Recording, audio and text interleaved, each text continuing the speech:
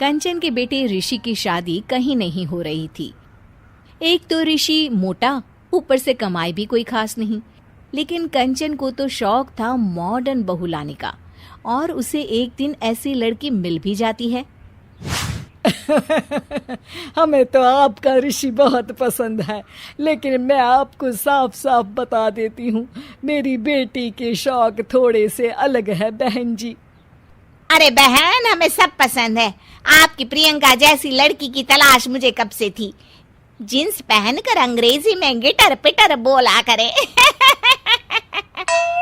अरे बहन, जरा सुन तो लो, मेरी बेटी के शौक क्या क्या है। अरे नहीं नहीं बहन, बस लड़की को देख लिया तो सब कुछ देख लिया। आप ना शादी की तैयारी करो, और वो जरा सामान की लिस्ट भी दी है ना मैंने। हाँ बहन जी, सारा सामान शादी से एक दिन पहले ही आपके दरवाजे आ जाएगा। मजा आ गया, मजा आ गया। अब तो बस आप शादी की तैयारी करो।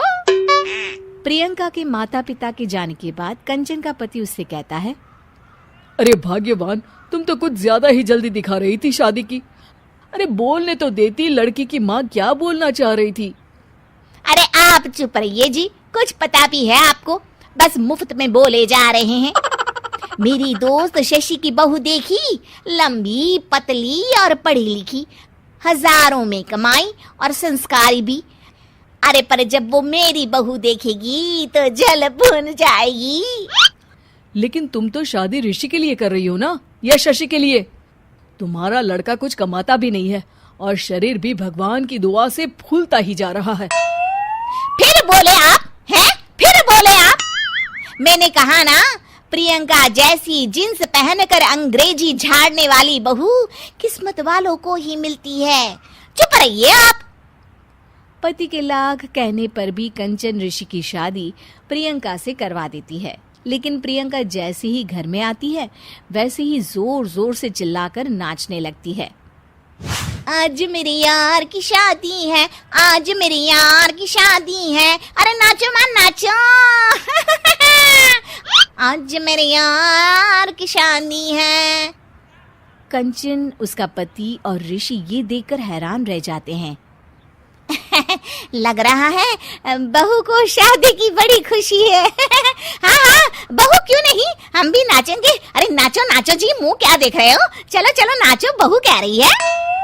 कंचन ये कहकर प्रियंका के साथ नाचने लगती है। ऋषि और उसके पिता वहां से चले जाते हैं।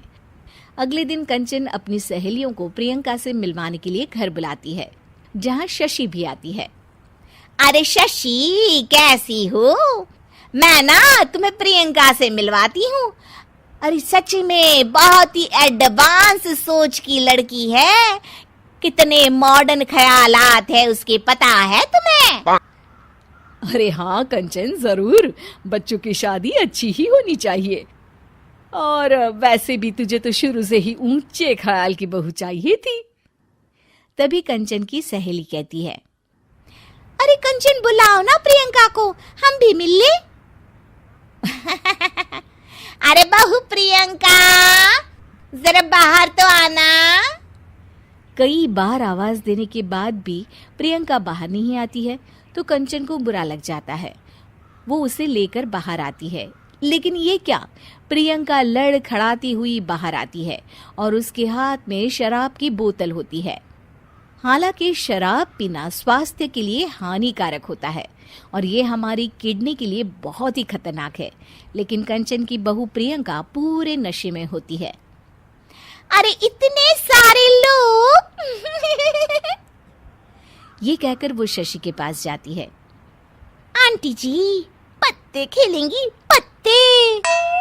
अरे दूर हो, दूर हो, तुम्हारे मुंह से तो शराब की बदबू आ रही है। अरे कंचन, माना तुम्हें मॉडर्न बहू चाहिए, लेकिन आधुनिकता का मतलब ये तो नहीं ना। बुरा न मानना कंचन, तुम्हें पता था कि तुम्हारे बेटे की कमाई और शरीर दोनों ही ठीक नहीं है, तो तुम्हें उसी हिसाब की लड़की से शादी करवानी चाहिए थी। ऐसा कहकर सभी औरतें वहां से चली जाती है। तभी प्रियंका की माँ कंचन के घर आती है। अरे बहन जी, बड़ी चालाक निकली आप तो। बिना बताए अपनी पियक्कड़ बेटी मेरे लायक बेटे के गले में बांध दी। आय हाय, बड़ी आई बिना बताए। उस दिन जब मैं ये बात बता रही थी तो तुम तो सुनने को भी तैयार नहीं थी। अब भुगतो तुम। ये कहकर वो वहां से वापस चली जाती है। सबके जाने के बाद कंचन अपना सर पकड़ लेती है। हाय रे, आधुनिकता की अंधी दौड़ में मैं अपनी संस्कृति ही भूल बैठी थी। अब तो राम ही बचाए मुझे।